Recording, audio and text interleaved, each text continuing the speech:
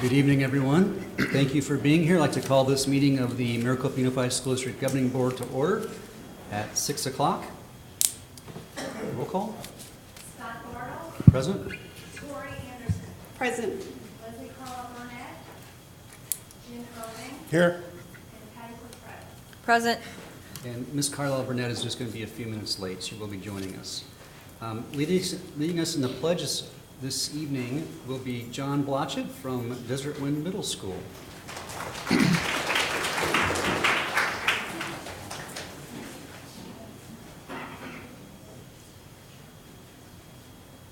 Pledge Allegiance to the flag of the United States of America and to the republic for which it stands, one nation, under God, indivisible, with liberty and justice for all. Thank you, John. Is there a motion to adopt the agenda? So moved. Second. All in favor? Aye. Opposed? Motion carries.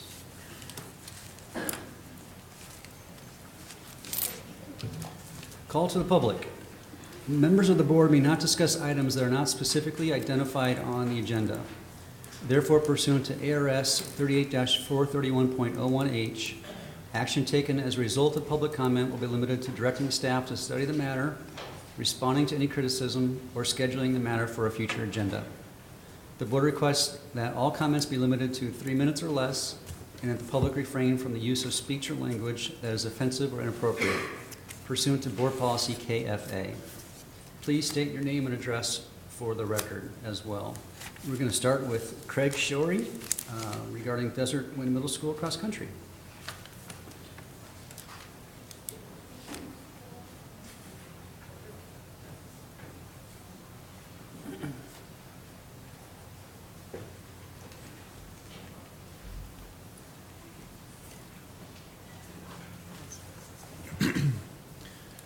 Greetings, members of the board and school officials and the wonderful members of the community that are here today. We just wanted to take an opportunity and introduce to you, for the first time ever at Desert Wind Middle School, our students won not only one, but 2 cross-country championships in one day. Wow. And I would just like to introduce them to you. Say your name. John Blodgett. Sam Coles. Bailey Davis. Shannon Coutre. Liliana Maitorena. And the rest of the team that couldn't be here, any one of these would be happy to let you read the back of their shirt as they were ecstatic. We would just like to thank all those who supported us, and just really in our first competition ever, our students were just incredible. Our motto was, everybody runs, nobody walks, and we finish strong. Thank you.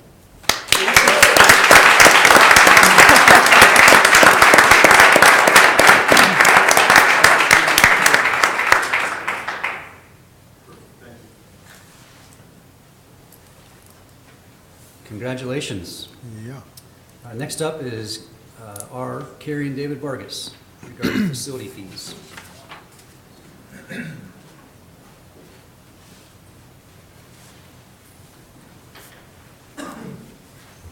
Good evening, Carrie Vargas, 46153 West Dutchman Drive, Maricopa. Good evening, Governing Board and Superintendent. I have my husband handing out a letter to you for you to please see the numbers at work so that you understand that the facility increase that are proposed will be very, very frightening for those of us who would like to use the facilities. The numbers that you see right there are based on the documents provided by the school district and previous bills that we have as Maricopa Community Theater. This is real, it's not exaggerated. The suggested changes to increase the facility fees for the Performing Arts Center are unrealistic. Where is the hardcore proof for how much the actual costs are for this particular facility or rest of the facilities in the district? When I sat on the school board, we asked for how much the actual costs were for the buildings. How much did it actually cost to run and operate these facilities? Now, the meter was placed on this particular building, and having helped design the building, I know how green this building was created to be. In addition to that, having worked in the building, I know how much the building was averaging on that meter. That building was averaging about 12 kilowatt hours a day, roughly, give or take. And 7 kilowatt hours cost the district 15 cents. 15 cents. In addition to that, I want to know how we're going to justify this increase. I saw an organization use 7 kilowatt hours in the winter, and then in the summer, use the same amount of power, same amount of stuff. In June, that dropped to 5 kilowatt hours. The bulbs cost around $25 to $30 a piece, and while I worked there, we only replaced in that 8-month period about 7 bulbs. The building shouldn't have to replace more than 10 to 20 bulbs within a year because we put green into the facility, green bulbs, green stuff. That's about $600. Again, I would like to ask you, why the outrageous jump in facility fees? Either the district's looking to make money, which is against Arizona Revised Statute, which I so graciously provided a copy for you to see, because it asks for reasonable use of fees, or you're trying to keep the community out of the buildings that it paid for. The school should come first. The students' use of the building should come first, and I do not argue that. And I'm not saying that we shouldn't have a reasonable fee to pay. So if the $40 is too low, that's fine. We're willing to pay for what's reasonable. But I'm not willing to pay a 1,400% increase for a nonprofit organization and more than double for a for-profit organization. That is unreasonable and it's outrageous. And when you look at Arizona Revised Statute and its definition of reasonable use, it says the amount that is at least equal to the school district's cost for utilities, services, supplies, or personnel that the school provides to the leasee pursuant the terms of that lease. 1,400% is not reasonable. And I need you to think about the community and how much effort and energy they put into it. There are organizations that already don't rent it or will or won't because of how much it already costs. So please consider this. And according to the ARS, the school board is supposed to vote on these annually. Thank you. Thank you, Mrs. Vargas. Matt Belgard, regarding fee increase. Is this part of my time? Just trying to be like Scott. I am. You're doing good. Thank you. You're much faster than me. What's that? You're much faster than me. Yeah, well, there you go. Good. Hey, my name is Matt Balgard, and I live at 42477 West Cheyenne Drive, Maricopa.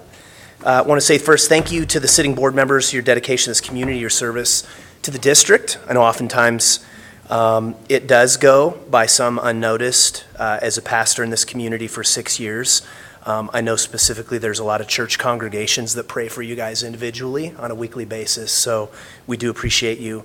My call to public is just one of concern. As executive pastor at COC for nearly 6 years, I oversee the relationship between our church and the school district. A couple things, first of which, in the opening statement of the press release that we received, it says specifically that in the revised regulations, most facility rentals fees are scheduled to increase beginning January 1st. The purpose of this increase is to assure the district covers all costs on rentals, direct costs, indirect costs, and life cycle costs, which would be a cost of use policy schedule. And yet, when I look under Class 3, in the specifics, the reasonable use fee description that was put under the Class 3 section to describe a cost of use policy was scratched out. And I'm curious as to why that is. My assumption, after 3 contacts with the district through various board members and meetings, that it's been the intention of the board to move to a profit-based fee schedule out of a cost of use fee schedule. And the reason for that is because for 6 years that I've been here, we've asked continually for a cost of use analysis that we could actually look at. And there's not a church or an organization in town that doesn't agree that we need to be able to cover those costs. We're just asking for what are the costs. So what are the costs for the PAC? I did a utility analysis and realized that according to a couple of organizations that we work with, sister churches that we work with, that we're paying nearly half of what some of our sister churches pay annually. Cornerstone Church, a campus of over 80,000 square feet, pays $100 and $40,000 a year in utility costs and fees. We're scheduled to pay $75,000 this year in increased fees here at the MHS as a church. Sun Valley Community Church, which has 93,000 square feet that they use, a 1,000-seat auditorium, by the way, they're going to pay $105,000 in utility costs. So we're going to pay out as nearly 75% of what it costs them to operate annually. Now, in regards to that, I know there's 8 churches and many other nonprofit groups that are going to be impacted. COC is facing a 100% increase this year. Although staggered, it's this year. My suggestion, as it's been from the beginning, is we want to see the cost of use and a reasonable percentage of what the life cycle costs are. This is the issue. It has always been the issue, and the community wants to pay the fee. The issue is, where is the analysis? We were told by this board in July or August of this year that they were taking the 12 months that we had from last January to this January to do an analysis of what it costs for life cycle costs in the Performing Arts Center. And I'm looking at the language here. It looks like we're still looking, according to the new policy procedure, to do a cost of use analysis, but yet we're looking at a 100% increase personally just in our church, let alone all the other organizations. And I think it's only fair, if the fees need to increase, get it. Completely understand. But if it's a cost of use policy, not a profit-based fee schedule, we need to see the numbers. That's fair to the community. Thank you very much. Thank you, Pastor Matt. Kristen McMullen.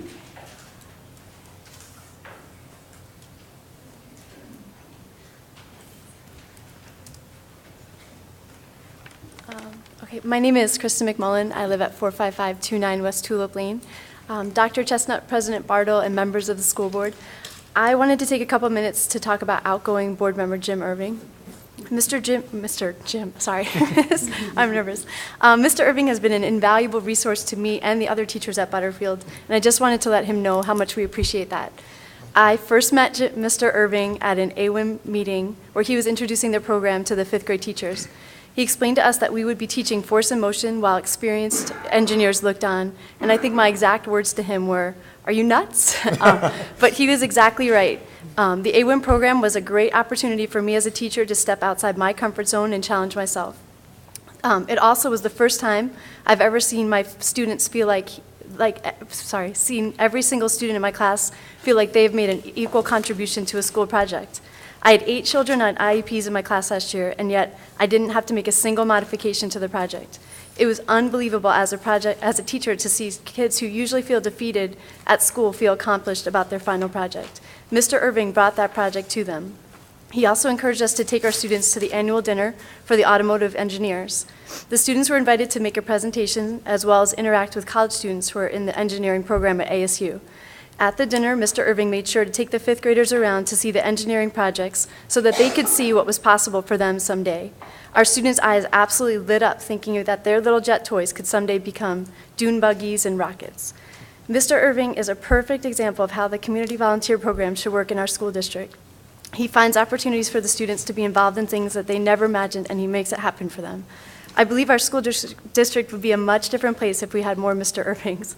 We'll miss him on the school board, but I know we'll see him working in the school with the students. I expect to see him this spring when Butterfield participates in the A1 program again, and he's coming on the Nissan field trip this year and getting in the race car. Thank you so much for your service to our community. Thank you so much. Thank you.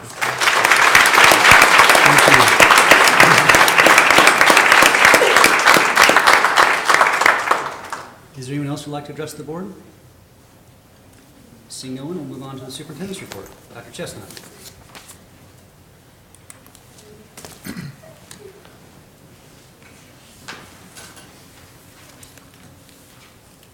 Few things to report on tonight, and we'll begin with Rotary Students of the Month. So I'd like to turn it over to Rotary member Alma Farrell.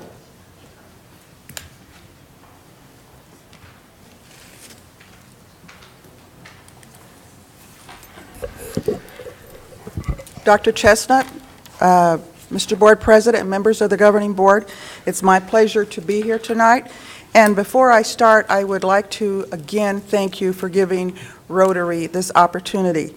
My name is Alma Farrell, and I'm the Rotary President this year, and I live at 43983 West Farrell Road in Maricopa.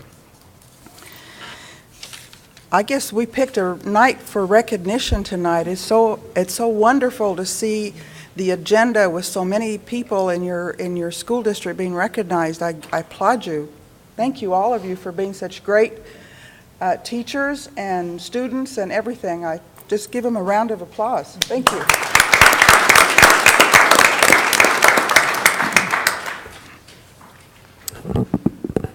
We would like to see a lot of things recognized here at the school district because I happen to think it's a great district. And Rotary has participated in recognizing our students, because the more recognition that our students have, the more recognition your teachers receive. And the more recognition that you receive, people in this community will see the need to support this district in a positive manner. I'd also like to take this time to congratulate one of your board members on being in the Wall of Success at Central Arizona College. Leslie, congratulations.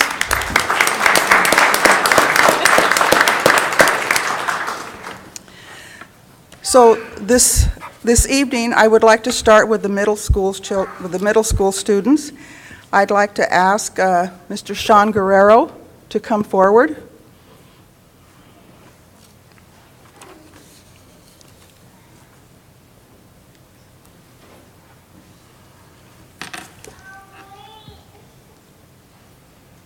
Sean is a Maricopa Wells Middle School 8th grade student. It's reported that he has a high 3.67 GPA and is currently enrolled in both geometry and honors language arts courses at Maricopa Wells. Besides being a great academic student, he's also a member of the soccer and basketball teams at Maricopa Wells. He also finds time, besides his involvement in school, to volunteer at the Family Health Center in Tempe, Arizona, and has been selected to serve as the teacher's assistant and a math tutor for the Panthers.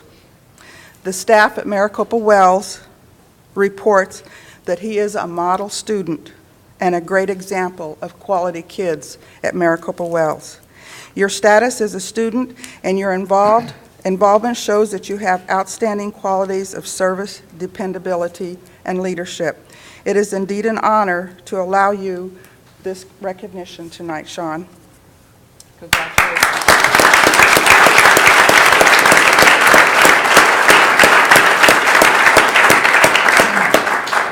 We have a certificate, we have a gift card, and I also have a magnet that's very important. It's the 4-way test of Rotary. This is a very important magnet, and I ask that you put it on your refrigerator and look at it and think about it, because being a Rotary Student of the Month automatically qualifies you in early May to apply for a middle school scholarship of $250 that you can use at Maricopa High School. I would also like to recognize Sean's parents, Paul Guerrero, who's in the audience. Paul, would you please stand?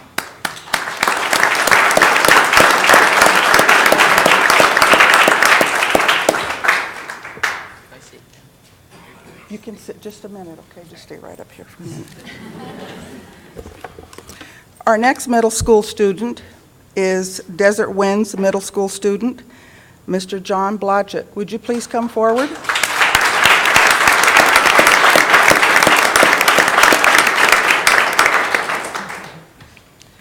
It is reported to the Maricopa Rotary Club that he's an 8th grader, and you are an exemplary student who always strives to succeed.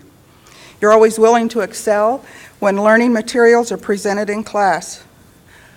Aside from his academic capabilities, he's also a very pleasant and helpful young man. Those are outstanding qualities. He's very active in different school activities and is a member of the cross-country team, as you saw he came up earlier. He displays leadership skills in being part of these teams and such a good student in class. We're proud to honor you tonight with this Youth Merit Award. And I would like to recognize John's parents, Anthony and Catherine Blodgett. Would you please stand? I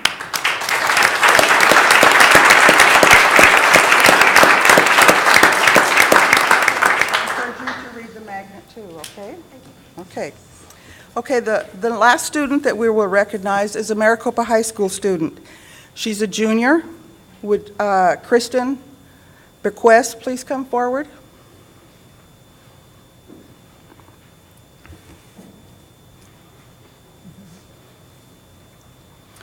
It's reported to the Maricopa Rotary Club that she's a member of the Maricopa High School Ram Band, and she's involved in drama at Maricopa High School. It's reported she has good citizen status and is in honors classes. We also understand that you are also active in 2 after-school clubs, which are not only involved in school activities, but community activities as well. And it's also evident that you possess great leadership skills, and we're proud to honor you tonight with this Youth Merit Award.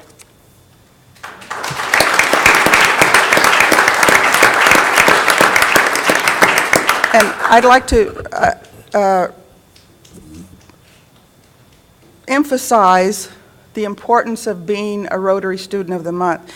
Gives you a great opportunity to apply for a scholarship, and our high school students have gotten scholarships in the past, depending on how much money Rotary raises. So as long as all of you participate, that gives us more money to give. Okay, so we have give anywhere from $500 to $5,000 scholarships to our students. Again, thank you very much for this opportunity.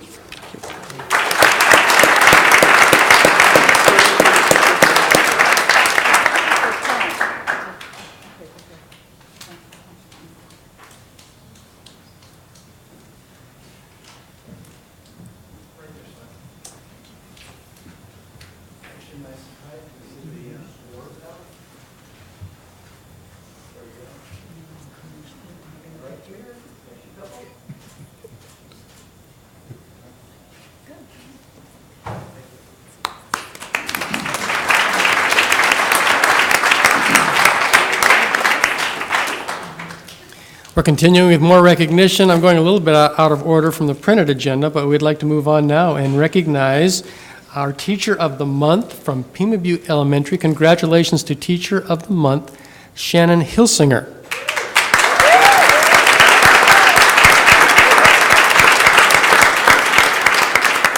Shannon's going to have to come up here in a moment, but not quite yet, because we have several things to say about Shannon. And she is doing some amazing things at Pima Butte, and if I can find the right piece of paper here, I'll tell you about that.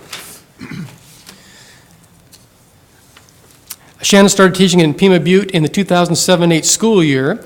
She was a grade 3 teacher for 5 years, and this year she has been promoted to grade 4, and one of the highlights of her year has been that many of her 3rd grade students went with her into the 4th grade classroom. Shannon is very active in the school, as you might imagine. She's a member of the social committee. She is the Synergy Liaison Representative for Pima Butte, and that's our student records, student report card database. She's a member of the Math Solutions team, and she provided staff development in Math Solutions 1. She also represents Pima Butte as a member of MUSD Socratic Seminar Instructional Team. She's married to Kyle. She has 2 children, a 3-year-old son named Topher and a daughter who is 1 year old. And we're very proud of the good work that Shannon's doing at Pima Butte. So Shannon, please come up and receive your certificate.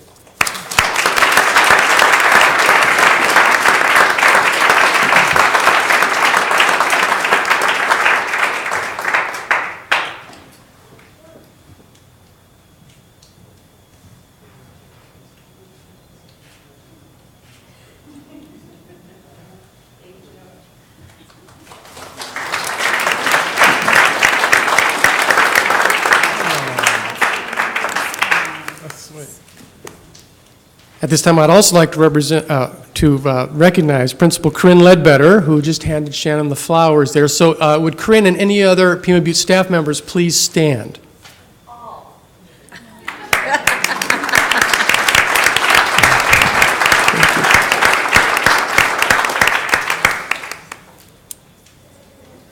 Okay. This time, we have some additional recognition for Pima Butte Elementary. Pima Butte has received additional recognition that is really quite significant. Get the right picture here. So congratulations to Pima Butte for being recognized as a 2012 higher performing school by the Arizona Business and Education Coalition.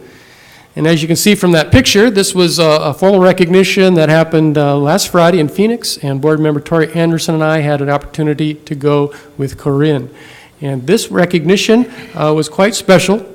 Being from the Arizona Business Education Coalition, they recognized Pima Butte as a higher performing school for the student success, extreme student success by our fourth grade students on the Science Ames Assessment.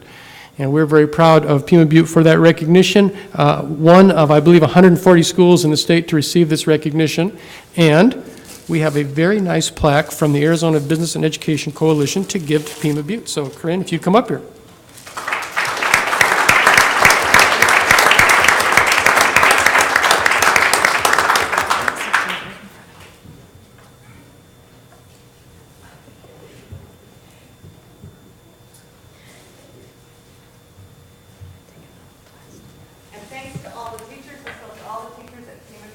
All right.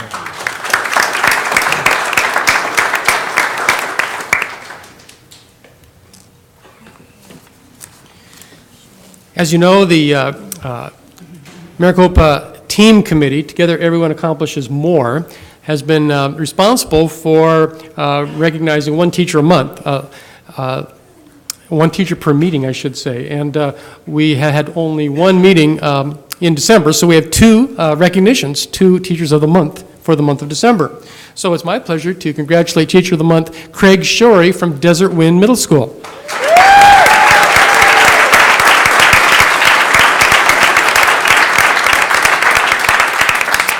And Craig will have to come up here in a moment, but just to tell you a little bit about the creative, imaginative stuff that he's doing and the great work he's doing as a teacher at Desert Wind. It's his third year at Desert Wind. He started there as a sixth grade science teacher. Last year he was social studies and science, and this year he's teaching just social studies.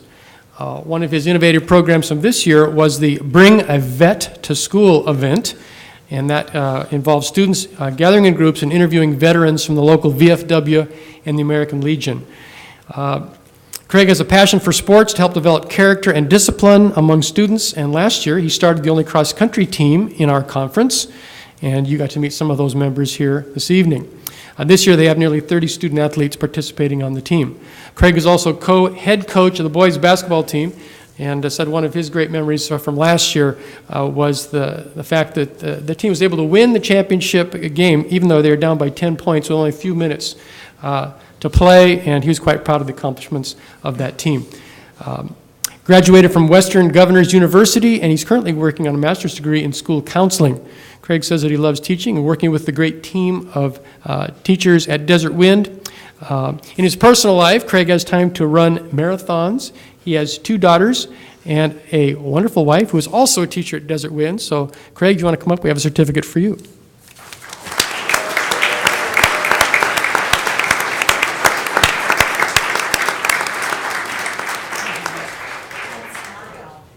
I was going to say.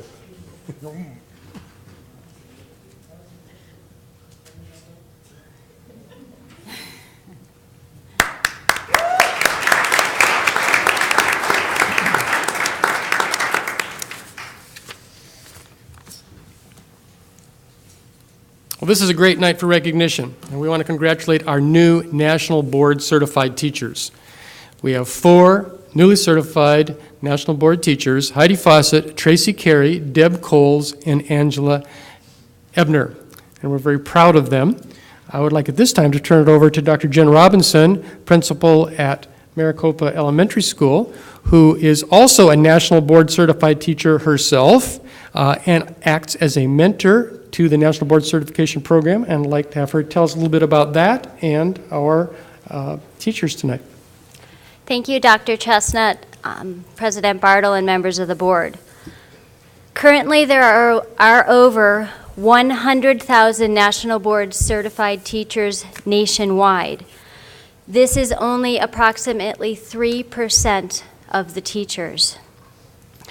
In 2012, Arizona increased by 107 teachers.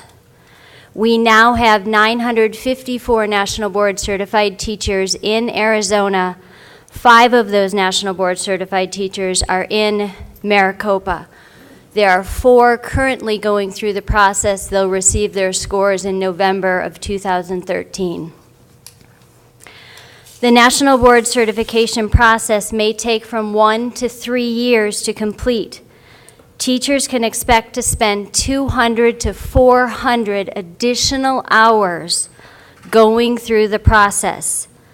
Throughout this period, candidates demonstrate the national board standards for their certificate area. Candidates submit and analyze and reflect on student learning based on small and large group work supported by video recordings of classroom teaching and student work samples. They're required to analyze how to facilitate student learning through teacher-to-student and student-to-student interactions. Candidates also document their accomplishments as they partner and work with families, the community, as a learner and leader with colleagues and within the profession. Most importantly, candidates must demonstrate evidence of the impact on student learning. Candidates also participate in 6 online assessment exercises that demonstrate their subject matter expertise. I'm very proud and honored to present to you the class of 2012.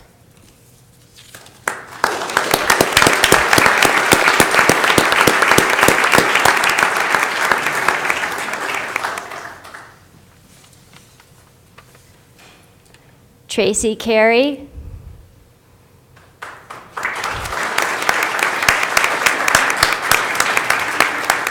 Angelia Ebner,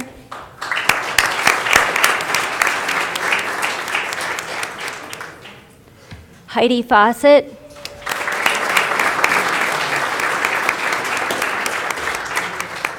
and Deborah Coles.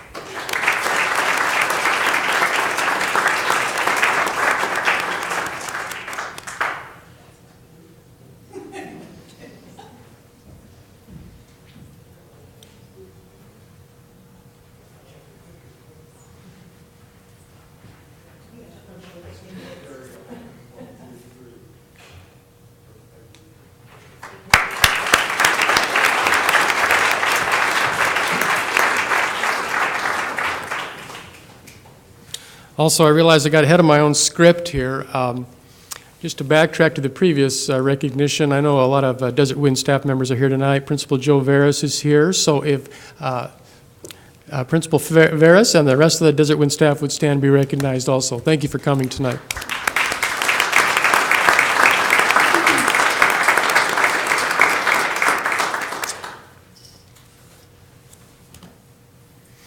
Okay, moving on.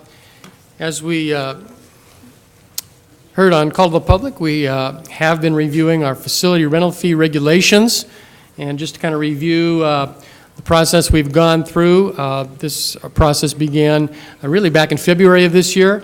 Before I arrived, the governing board had a work study topic on that issue, and I know discussed the draft rental fee regulations at that time. We decided to kind of do a little more research, go back to the drawing board a little bit, and so when I arrived in July, began talking to Aaron Roush, Director of Business Services, on that topic, and delegate a lot of that responsibility to him, and I know he did a good job working on some information for that regulation.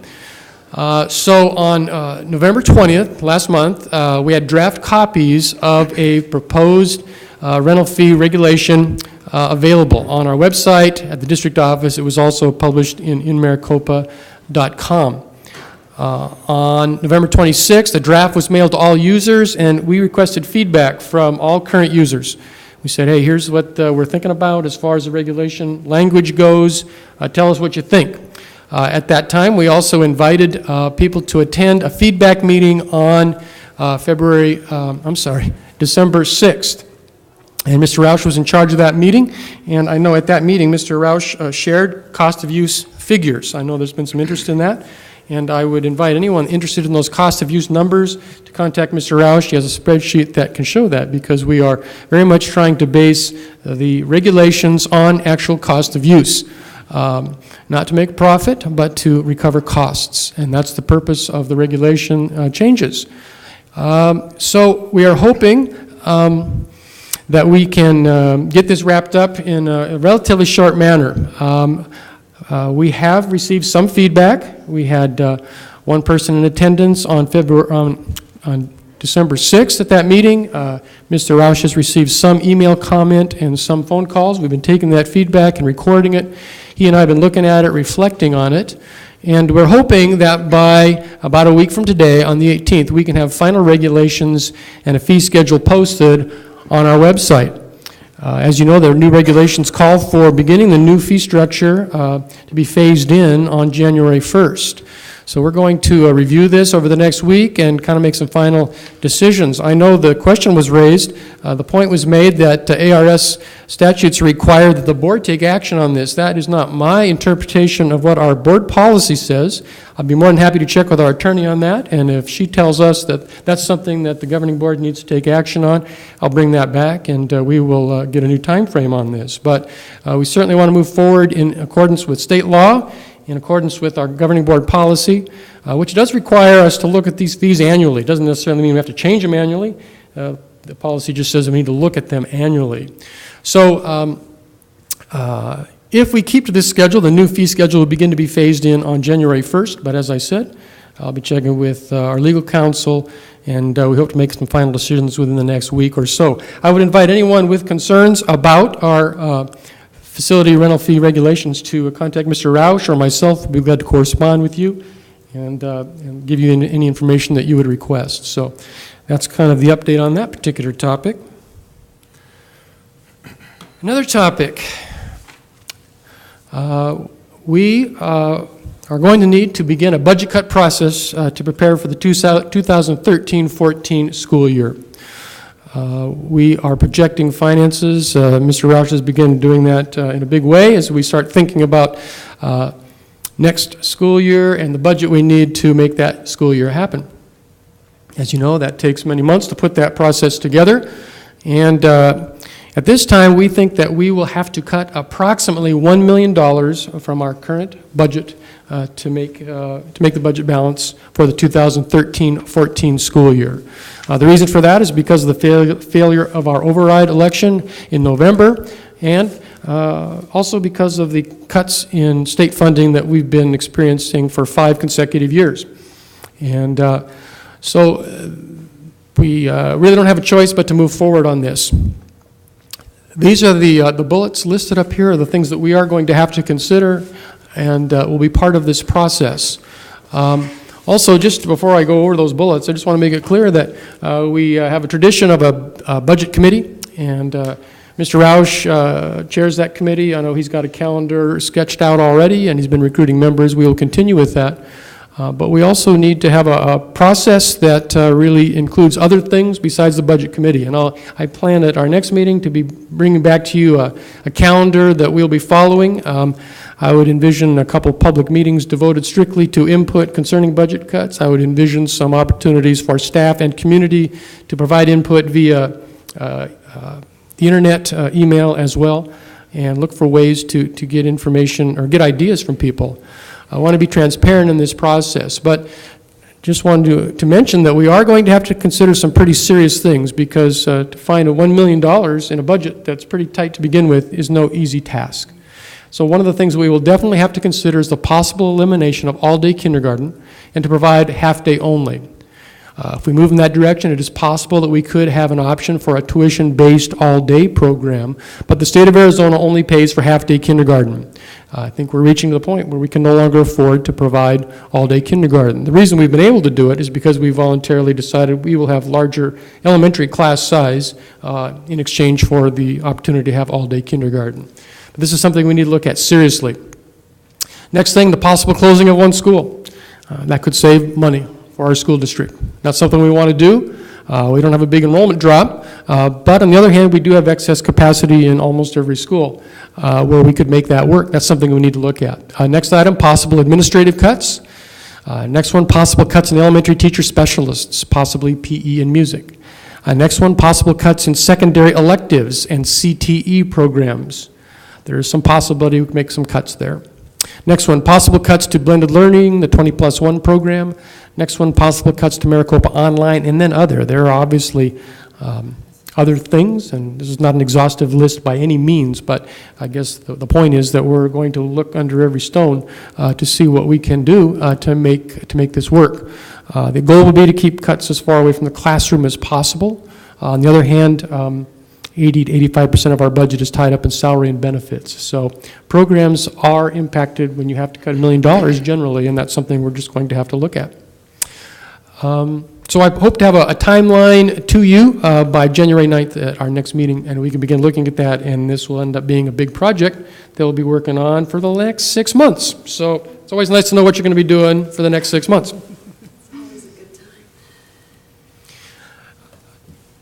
To end on a more positive note, thanks and congratulations to Barb Peterzak and the Angel Tree program. Barb does an absolutely fantastic job for us as our benefits coordinator in the HR department.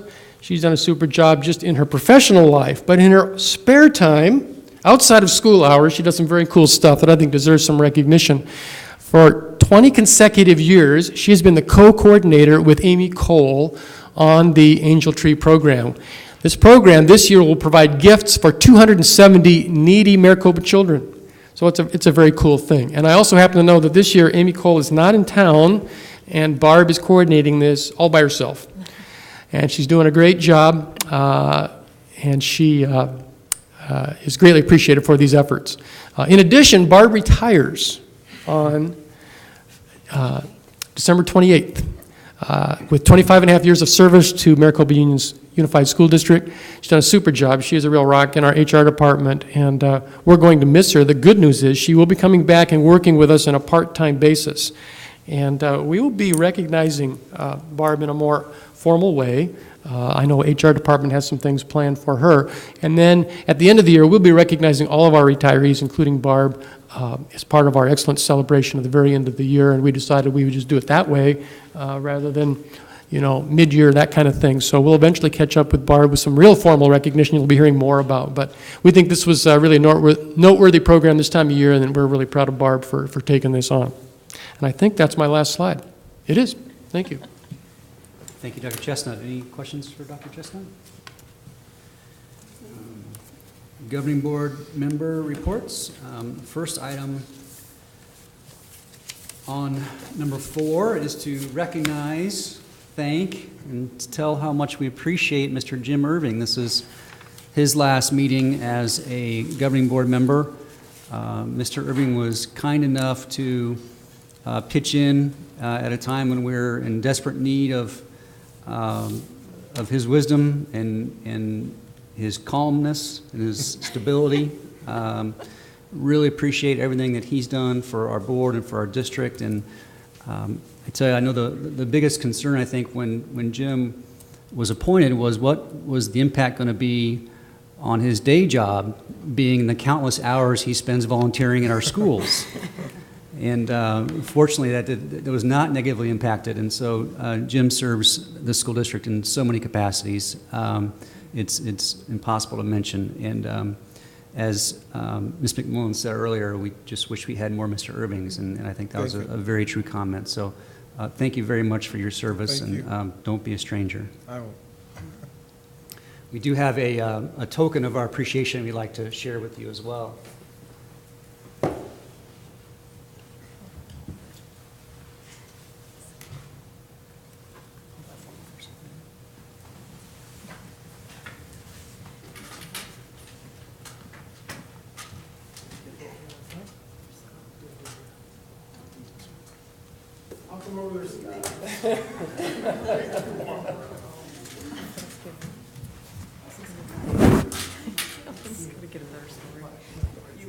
So this is a plaque / clock that now has my fingerprints all over it. It says Jim Irving, MUC Governing Board Member, Recognition of Exemplary Service 2012. And you can even see yourself in that. That's wow. an extra Thank bonus. you so much. That's beautiful. Thank you very much.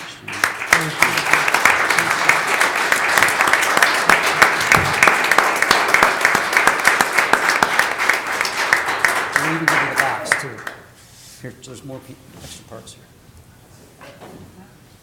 And the lid. Oh, and the lid. That'll be $1. Thanks.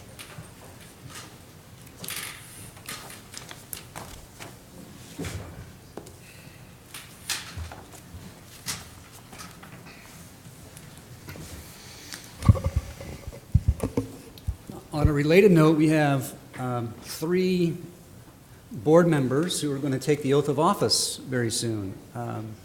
And again, congratulations to Ms. Kyla Burnett and Mrs. Anderson, and also Veronica Gay, who Maricopa elected to the governing board in November. And so they will...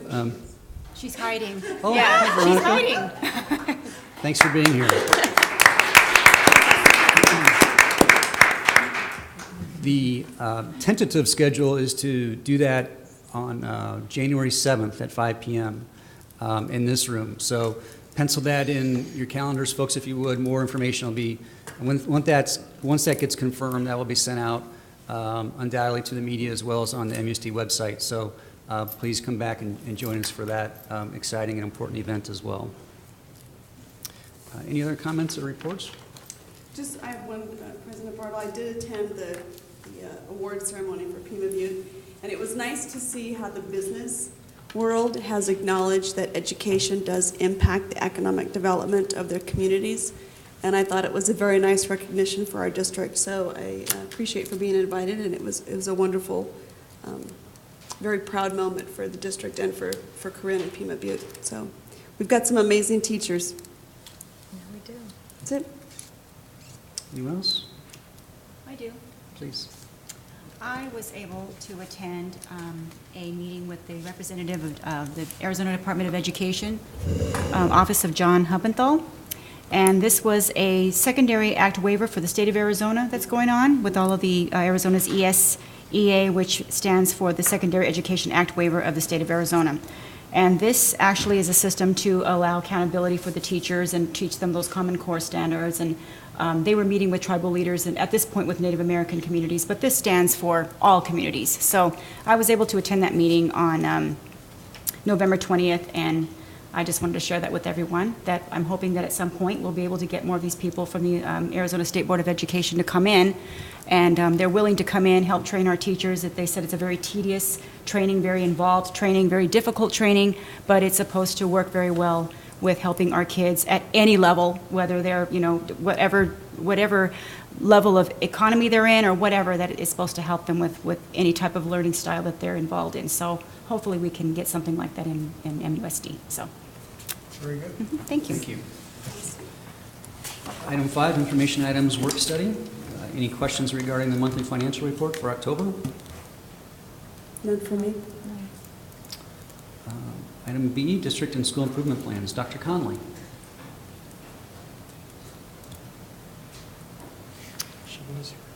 We moved too fast for her. Can we skip that one and come back to that? There you go. Give Mr. Beckett a few seconds.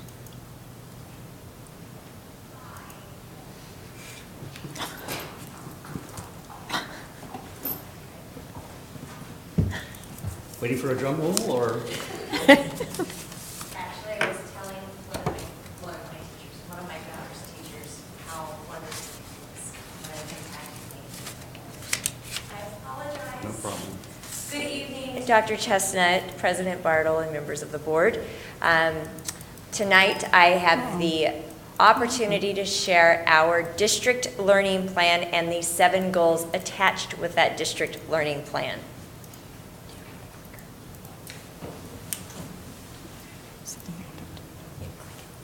And there they are. Very simple tonight. Overarching goals, as we build our district improvement plan, it's a continuous, ongoing plan, and our school improvement plans are built around this district improvement plan as well. So if you look at the overarching goals, teaching for learning, that is a fancy way of saying everything within our teaching environment and what it encompasses. You do have to have some specifics in there as detailed by the Arizona Department of Education, and that is an intervention for a if you have one, a priority school. And this year, Maricopa Online was designated as a priority school. And so we have to make sure as a district that we have, and we've implemented interventions to move them out of being a priority school into a higher performing school, and we've done that. You have to have a focus on reading and language arts proficiency and math proficiency, and you have to have an aligned plan with that is vertically aligned with all the schools. In addition, we have to make sure that we have equitable distribution of effective teachers. That's a fancy way, again, of saying we need to have highly effective teachers in all areas, and we have to have processes and procedures in place for that. Proficiency in English for ELLs, state law mandates that we have a procedure, again, and process in place to meet the needs of our ELL English language learners within each of our schools. High school graduation is a priority. This needs to be known that it's not just a high school issue. This is a K-12 issue, and every single school has to have a goal built in of how we're increasing our graduation rate. In addition, we have to look at parent involvement and how to continually increase and improve parent involvement in the communication and the partnership between parents and the school district to increase student achievement. Technology literacy, especially with the movement into that 21st century skill-based Common Core state standards, technology literacy has to be embedded to all of our goals as well. The district plan has to ensure that every school has a continuous improvement plan. And we have to go in and make sure that certain things are within each and every plan. Again, reading, math, parent involvement, technology literacy, all of these other things have to be built into each of those plans. And last but not least is safe and drug-free schools. How are we ensuring that we're being proactive and improving our environment for our students? Questions? Will you give us more details on each one of these, and I mean your thoughts, or when you come together and what's yes. the plan and for at implementing each one of those? Yes, and at any point in time that any of the community parents wish to look at this plan in detail, it's sitting right in our office being shared with community. Our principals have it at their disposal. It's available. And it's been well communicated to our staff as well. We started the year off with it, and everything we do is built around this plan. Thank you. Thank you.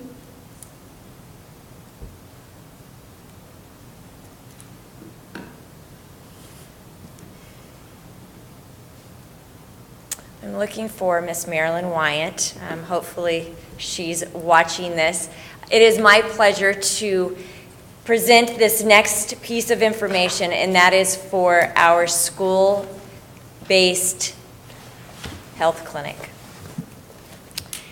It has been in a community partnership between Banner, school district, parents, and community. And this has not been something that has happened overnight. This has been at least a 3-year process of people in our district that really see what our students are coming to school, what the needs are, and how we can better meet their needs so they have higher student achievement. And so what is this? The Banner Children's School-Based Health Mobile Clinic will be at MES every Wednesday starting January the 16th. It will be there from 10 a.m. to 5 p.m. And again, the location, Maricopa Elementary School, with the specifics of where it will be parked. All uninsured children living in the city of Maricopa or near the city of Maricopa can come to the clinic to receive health services. It is manned, or rather womaned, with a nurse practitioner. We have a female nurse practitioner and also a full-time RN. People can call either Maricopa Elementary School nurse or any of the school nurses to schedule an appointment. Again, how do you schedule it? School nurse If you are within one of our charter schools or in the community and need to make an appointment, there's the contact. Types of services, not only do they do well check, sports, physicals, there's our list. 1 day per month, there is an asthma care specialist that will be there. I don't know if the exact statistics for asthma within Maricopa, but it's much higher than other cities within the state. And again, how this came about, the average number of students that are uninsured that are seen in that do not have insurance in our district is much higher than other communities. In addition, when we see the number of students that have a chronic health condition or have a healthcare action plan, the typical percentage is anywhere from 10 to 15%. Within our districts, it's over 20%. And so when these numbers started coming to our awareness, then Marilyn Wyatt and Dr. Marshall came together in conjunction with Banner Health and met with them, and the people that are listed here, I really need to say thank you, because this service is invaluable to our district and our students here in Maricopa. Ms. Marilyn Wyatt, Director of Health Services, Dr. Kimberly Marshall. Within Banner Health, Dr. Bruce Bethencourt, who is the Chief Medical Officer, met with both Marilyn and Dr. Marshall and started this conversation. Craig Jensen, who's the Director for New Site Development for Banner.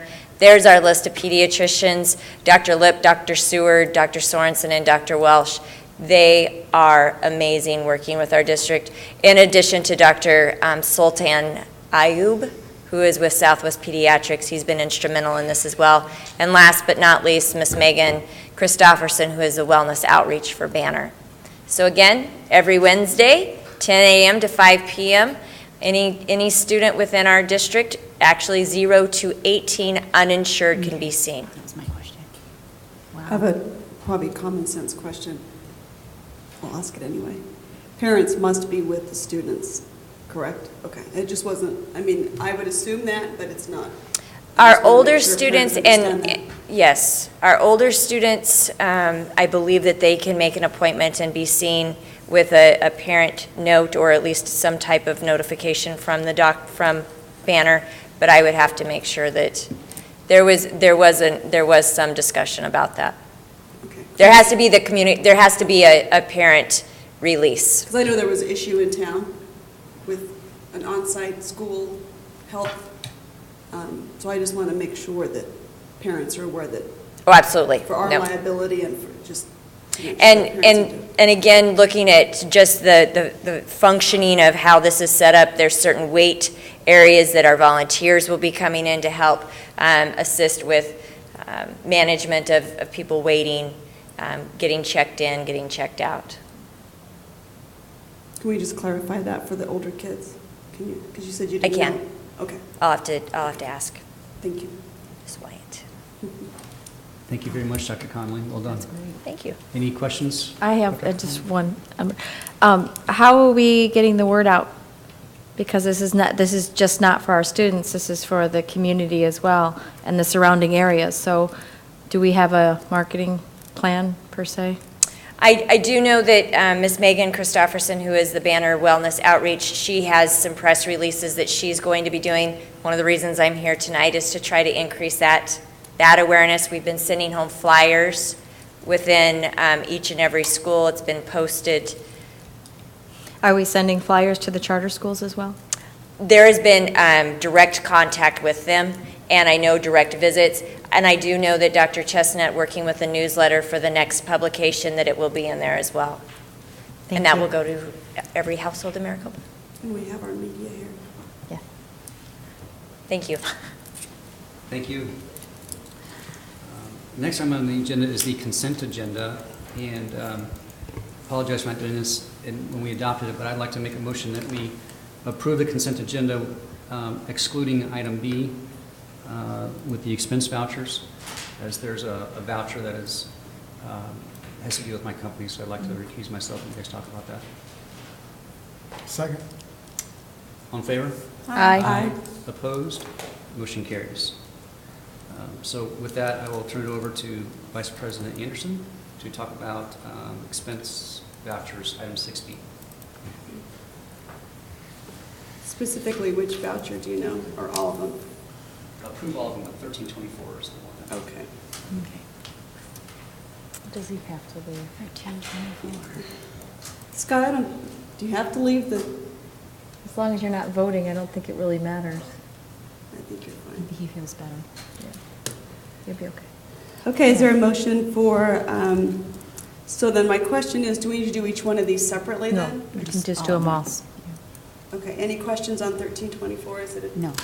Okay, so is there a motion for So vouchers moved. 1324, Approval. 22, Second. 23? Moved All it. those in favor? Aye. Opposed? And one abstention.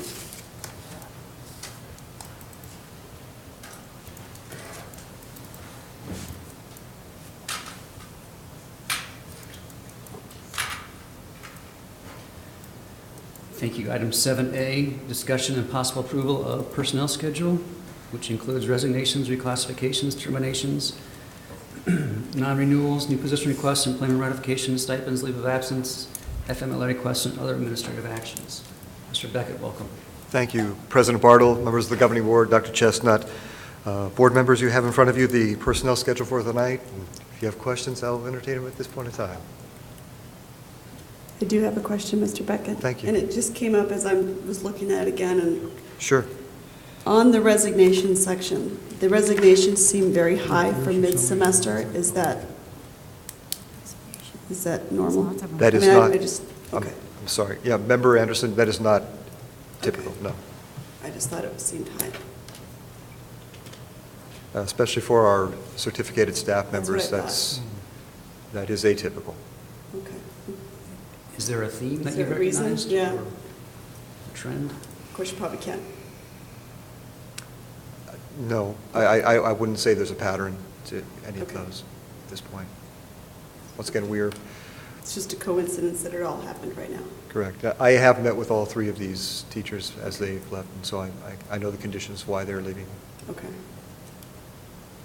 That's all I needed. Thank you. Any other questions or motions? Move Motion- to, Go move to ahead. approve. Second. All in favor? Aye. Opposed? Motion carries. Thank you. Thank you. Item B, discussion and possible approval of 2012-13 school year budget review for submission to Arizona Department of Education. This is the second. Mr. Roush? President Bartle, members of the board, Dr. Chestnut. We've provided you with the revised budget, and per ARS, we have to revise it per the fund balances and/or the adjustments of our enrollment. So, again, I'll entertain any questions. I don't have any questions. Good. Unfortunately, just. Is there a motion to approve? So moved. Second. All in favor? Aye. Opposed? Motion carries. Thank you, Mr. Roush. Discussion and possible approval of the second reading of policy I-6400 IJNDB, use of technology, resources, and instruction. These are all second readings that we have coming up, so please feel free to chime in with any questions, comments, or motions. Motion to approve policy I-6400, IJNDB. Second. All in favor? Aye. Opposed? Motion carries. Item D, discussion and possible approval of the second reading of updated policy D3150 DKC, expense authorization reimbursement. I have no questions. No questions. Is there a motion? Motion to approve the expense authorization reimbursement policy. Can I say it like that? You betcha. Okay. Second. All in favor, say aye. Aye. Aye. Opposed? Motion carries. Discussion and possible approval of second reading of policy D1950 DGD, credit cards. A clarification. I know we talked about this last time, Dr. Chestnut. We don't currently have credit cards, but this is a we're doing this now. We're just one selective, and it will be looked over and watched very carefully by you. Right, we currently are using procurement cards, and we need the policy to come in line with that. Okay. And then this would allow us the option of obtaining a credit card. I think we would like to start with just one and try it on a small basis, and, you know, keep close tabs on that thing and make sure it works and the processes work and all that. And I don't ever imagine a large number of credit cards being in circulation, but I think one would be a good pilot program. I have a question. In the policies, it states, it has that the credit card, and it's got this one area where it's crossed out Visa, MasterCard, Discover, American, but it says company logo. I would see that would have a company logo, but is it going to be a Visa, or what kind of just? I assume what we'll do is just research to see what the best deal is for us, and Okay, so. you just said it all crossed out, and I didn't know if you were. Yeah, I don't have that right in front of me. I'd have to look at that, why we did Yeah. it that way. And I didn't know why it was crossed out. It just, because most credit cards are a Visa or a MasterCard or a Discover. American Express or something like that, and all Or of that maybe was we just completely can't crossed use out. the name because it's a Right, yeah, that's what I wasn't sure about. copyright infringement. I honestly don't know why we wrote it that way. Okay, that was just a question. Yeah, Of course, it's got to have a So do we need to NSD. look into that? I have a broader Mr. Roush, do you know why it was written that way? I'm sorry. My question deals with the authorization to secure and assign control limit credit cards. What is control limit? I'm not, my concern with that is that that could exceed what's budgeted. It just is awfully open-ended, and I know groups have tried to control credit cards and don't always do it very well. You know, what line items would it come under? I guess, I know you can't overdo the policy, but credit cards can get totally out of hand. That's all. And that just seems awfully open-ended, I don't know. Yeah, I know that. They do get out of hand. And I believe that the credit card is really just an alternative method of payment. I understand Right? that. The procurement process and the payment process, all that is still the same. So this is if for example, if travel, conferences and so forth, that it is a lot easier to use a credit card than to impose upon a staff member to pay for it personally and reimburse, or go through the procurement process in advance and that But sort that of means, thing. that would mean this, to do that, the staff member would have to have the credit card at time. I guess that's No, why. you could do that ahead of time. You can do that from, whoever was in charge of it, if it was the secretary, she could go ahead and make those payment arrangements and have that credit card already on file, and they wouldn't have to provide a credit card there. Well, And just, I mean, I think Mr. Irving makes a good point. If we're running up a bill that we can't pay off monthly or whatever, then that's a problem. But, I mean, it is correct that the main purpose that we would like to use this credit card for would be to make it easier to arrange for travel. Yeah, that's fine. Conferences, conference registration, won't take purchase orders generally. Hotels won't take purchase orders generally, so this would allow us to expedite that procurement process that way. yeah, and again, that's fine. It just didn't say that, so. Also, just back to Leslie's question, we don't have this policy currently. This is an updated version, so if, for districts that had this policy, that's why it's crossed out. That would just be the updated language. So this would be the latest recommended language from Arizona School Board Association. Okay, great.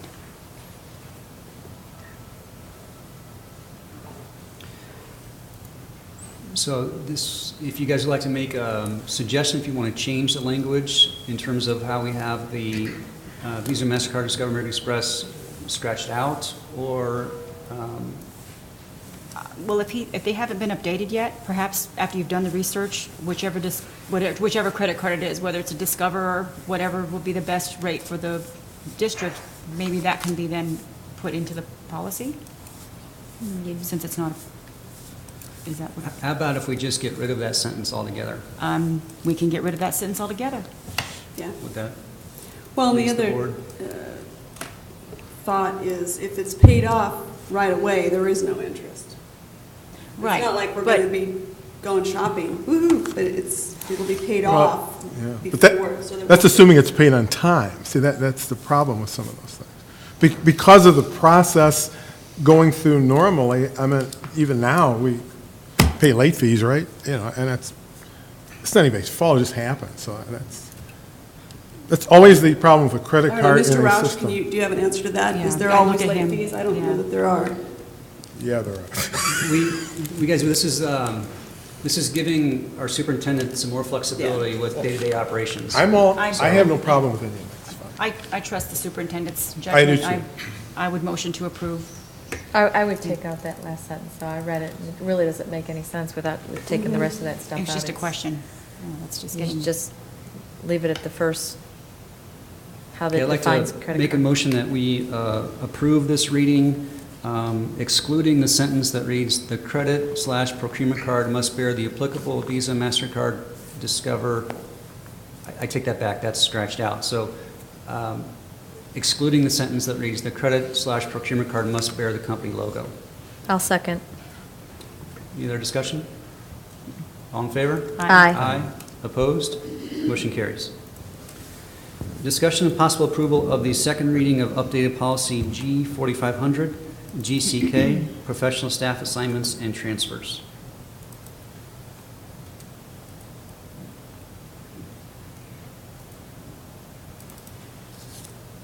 Questions, I don't concerns, know any motions? questions. I motion to approve the professional staff assignment and transfers policy. I second. All in favor? Aye. Opposed? Motion carries.